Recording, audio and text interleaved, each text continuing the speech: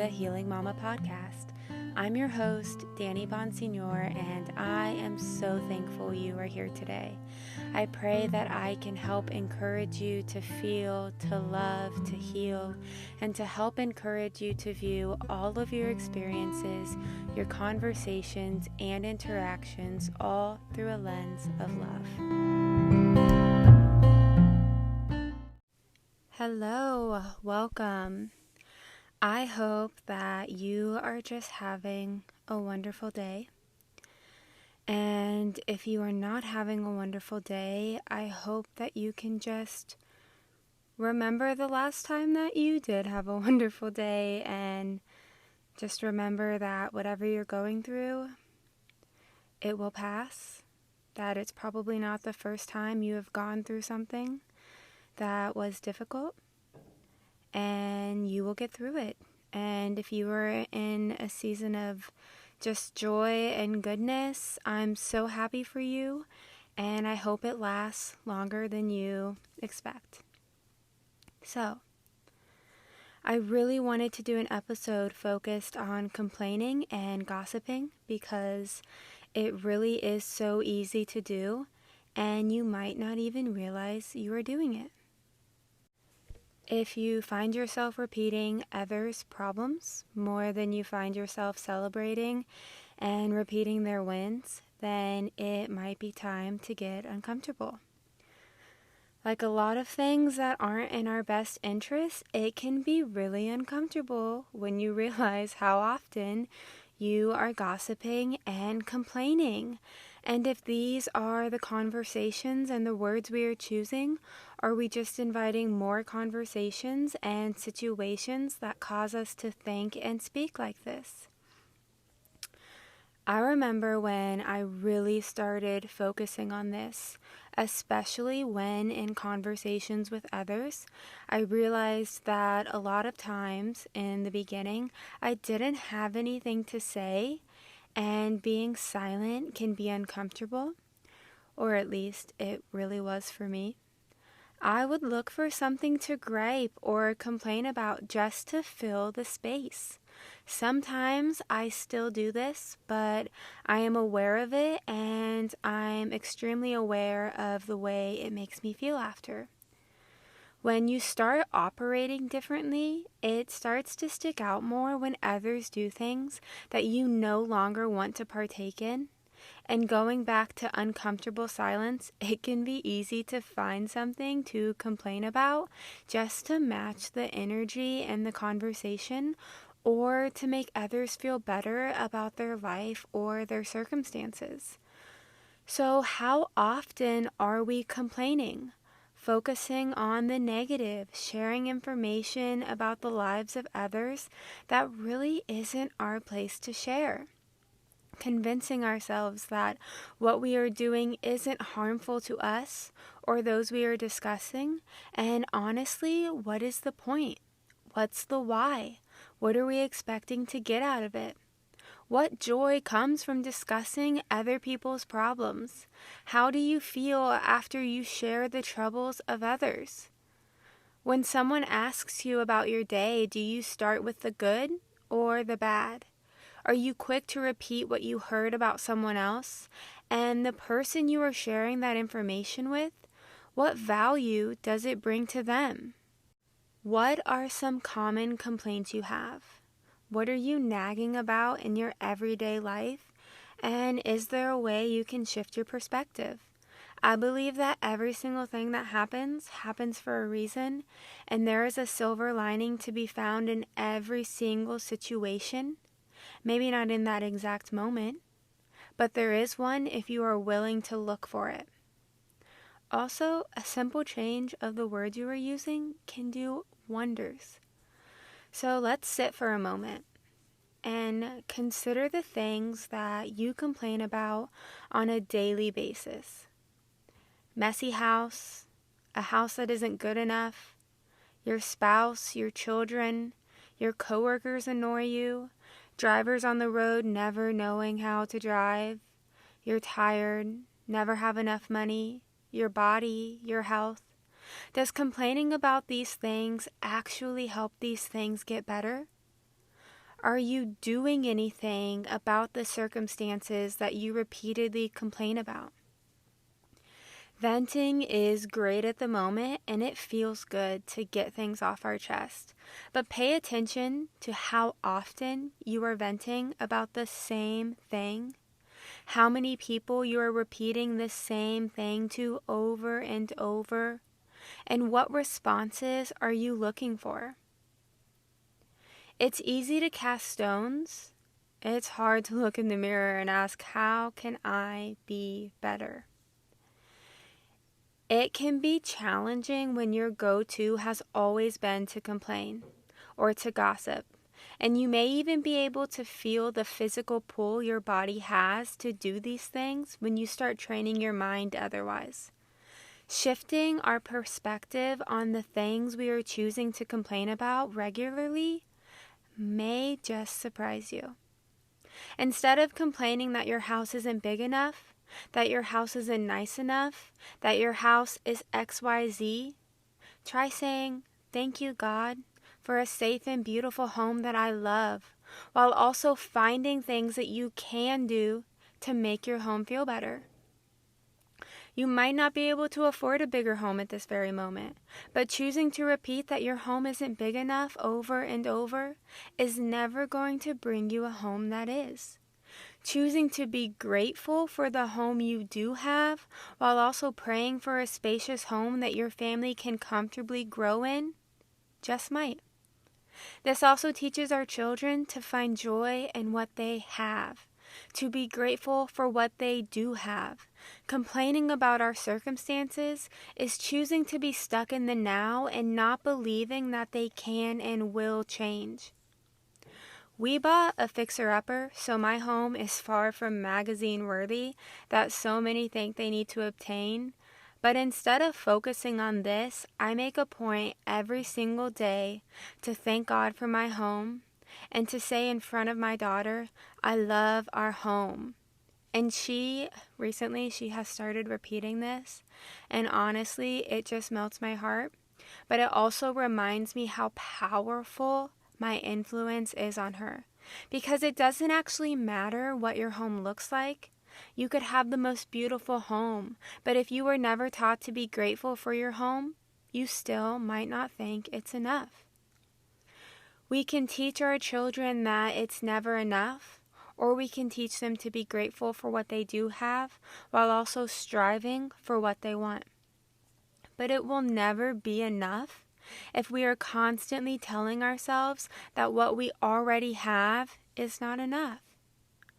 If your home always feels messy and all you do is complain about the mess and never try out different ways to keep your house from being messy, we could unintentionally teach our children that the problems we experience will always be a problem and that we are not capable of figuring out solutions. Instead of complaining about your circumstances, you could model to them what it looks like to work for the things you want. The lessons and the way we view our problems in our home is a huge influence on how our children learn to view lessons and problems in the real world. If you feel like your house is always messy, try getting rid of things that don't serve a purpose.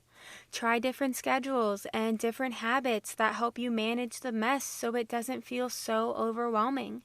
And keep trying different things until you find something that works for you. I saw on social media once a mom and she said something like, if it takes less than 5 minutes, she always just does it right then. And sometimes you just hear something and you're just like, okay, I'm going to give this a shot. Turns out this works so well for me, and every single time I hold myself to this rule, my house is always more manageable. And when I choose not to do something because I just don't want to, or I tell myself there is not enough time, I know that this does not make me feel good, and this is how the mess can become overwhelming. In the midst of figuring out ways that I can help make my home less messy, My daughter is watching me and she's learning from me. So I stopped complaining about messes and I started thanking God for my clean and tidy home. And instead of just saying that, I started ensuring that my actions matched my words. If you are constantly complaining about your body, but you aren't willing to change your eating habits or how active you are, in a year from now, 5 years from now, you're still going to be complaining about the same old things, but you're probably going to be even less happy than you are now. And you might even have fewer relationships because it's not always fun to be around people who choose to just complain but not actually do anything about it. Try thanking God for the body that you do have. Try being grateful that you woke up today and have an opportunity to change some habits that are not supporting where or who you want to be. Try treating your body with the love and nourishment that it deserves. I've been there. I've been overweight. I've had my body negatively affected by medication. I've had my body change from pregnancy. I've been addicted to foods that don't nourish my body. But the difference is I woke up one day and I decided to stop complaining and start doing. I stopped allowing my circumstances to be an excuse to keep me unhappy. I focused on what I could do, and I did it. And maybe you don't struggle with a messy house. Maybe you already love how your house looks. Maybe you love how your body is, and none of these are actual problems to you. So maybe you have other problems. Maybe you complain about other things. So just sit for a moment and think about it, or be more aware of the words that you are using, how often you are griping about something, how quick you are to just say something negative. It wasn't easy and it doesn't always feel good in the moment, but neither is constantly complaining or staying unhappy because of your circumstances. Finding joy in our current circumstance, even if you have to look really, really hard to find it. Choosing to say what you are grateful for. This allows us to enjoy the now while we work towards what we ultimately want. I do believe that what we choose to complain about, we are just asking for more of. And if you continue complaining, you will always find something to complain about. And you might end up missing answered prayers. So take a moment. Really think about some regular complaints you have. And also be more mindful of the words you speak throughout the day. Pay attention to if they are things you find yourself repeating often. And for how long have you had these same complaints? I imagine some of you have been complaining about the same things for years, and complaining hasn't gotten you anywhere. So maybe, just maybe, it's time to shift your perspective, and this is your sign. This might help you learn to be grateful for what you have while striving for what you want, because if we can't be grateful for where we currently are, it's easy to lie and tell ourselves that when we get X, Y, Z, then we'll be happy, or then we'll stop complaining. Truth is, you'll probably just find something new to complain about, and you'll always feel unfulfilled. This totally goes back to that uncomfortable part where you need to take a moment and look in the mirror and focus that energy on creating a life you are truly fulfilled with. And then you won't even have the time to complain about mundane things. Okay, let's talk about gossiping.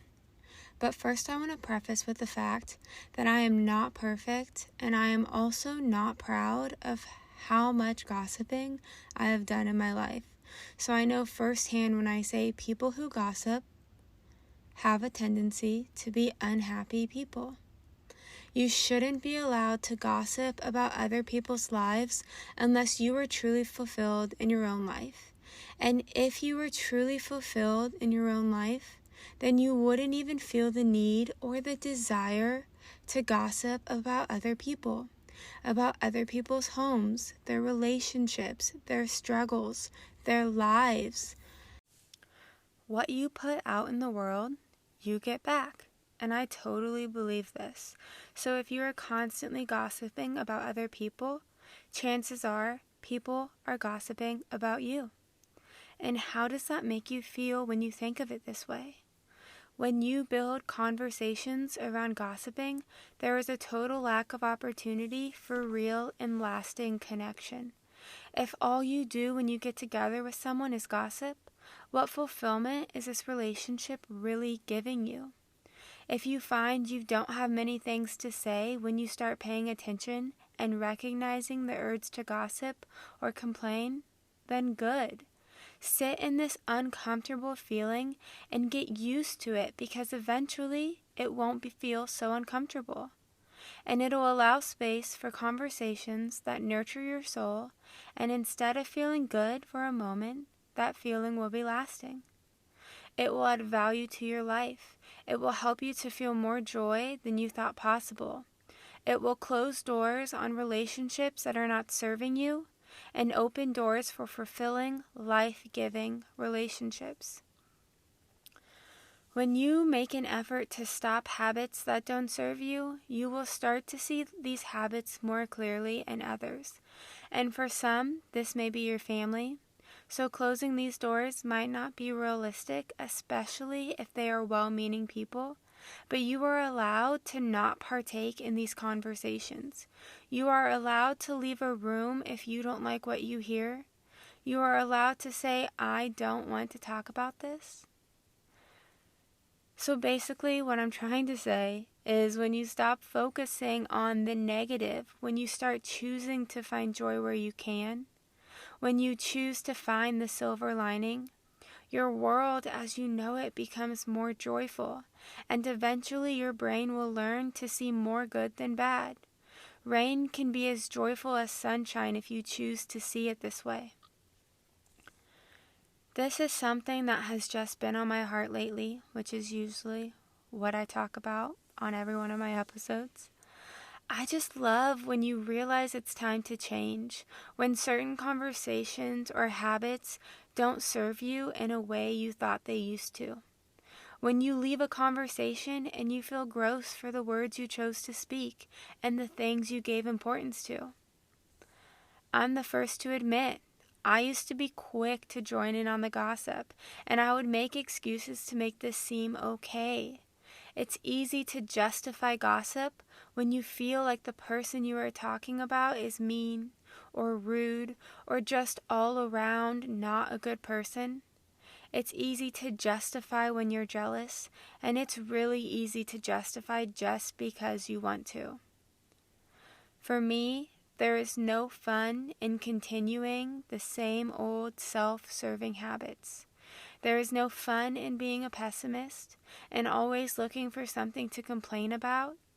I read once that when you start to really see the meaning of life, when you really understand the power that the words you speak can hold, when you really see the minor inconveniences of your day as just that, a minor inconvenience, and not something to give too much power to, when you can look at the bigger picture, then you start to notice the things that other people give so much power to. You become lighter. Things don't affect you like they used to. Life is just so much more enjoyable. I hope that something you heard today clicked with you. I hope that the words I spoke today were the exact words that you needed to hear. That it sparked something inside you that says you don't have to continue down the path you've been on. That you can create a new way of thinking for yourself and for your family. That you can find good in every single situation if you just stop for a moment and look for it. And at the very least, that you don't have to complain or speak out loud every minor inconvenience you experience in a day.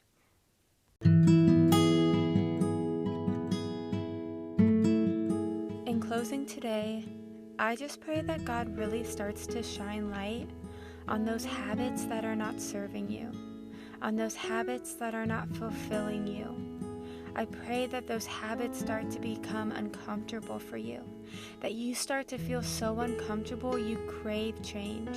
And I pray that those habits be replaced with ones that can serve you and those around you in the best way possible, and that you can just learn to find joy in every single moment of your day.